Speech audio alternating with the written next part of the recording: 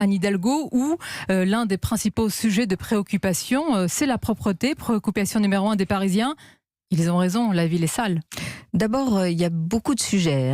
Bien sûr, la propreté, la sécurité, je vais y revenir. Mais je vous pose la question sur ce sujet. Bien sûr, sur la propreté, comme dans beaucoup de villes qui sont très empruntées, où il y a beaucoup de monde, c'est un sujet qui doit amener chacune et chacun à réagir. La ville met 550 millions d'euros sur la propreté, ça n'est pas suffisant, il faut en mettre plus. On va mettre 1 milliard d'euros dans le prochain mandat par an sur la propreté. Je pense qu'on pourrait consacrer cet argent à autre chose, mais ça avec nous ferait 500 du bien. millions, vous n'arrivez pas à éradiquer les rats, à nettoyer les rues malgré tout. Si, écoutez, d'abord, la ville est quand même une ville qui est nettoyée. On a un service public municipal. On a évidemment des services privés aussi auxquels on fait appel.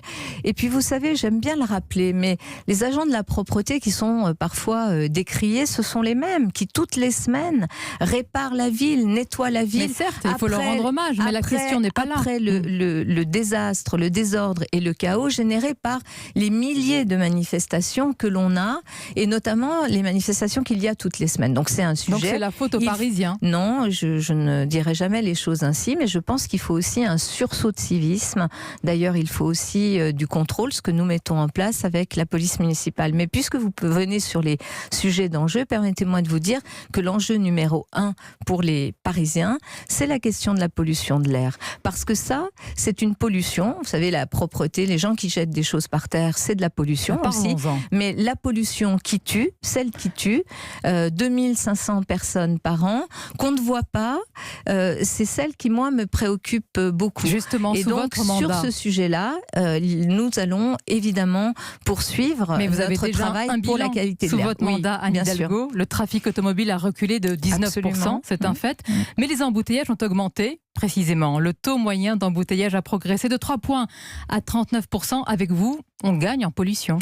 Écoutez, je me souviens de Bertrand Delanoë. Sur les embouteillages, il y aurait beaucoup de choses à dire sur le mode de calcul des embouteillages. Ce que je sais, c'est que la pollution a baissé parce que le trafic a baissé. Je me souviens les aussi embouteillages ont augmenté, avec logiquement, Bertrand la pollution Delanoë augmente. En 2008, on accusait Bertrand Delanoë d'avoir créé des embouteillages la nuit. Donc, vous voyez, l'histoire des embouteillages. Oui, l'histoire des embouteillages à Paris est à peu près aussi vieille que Paris.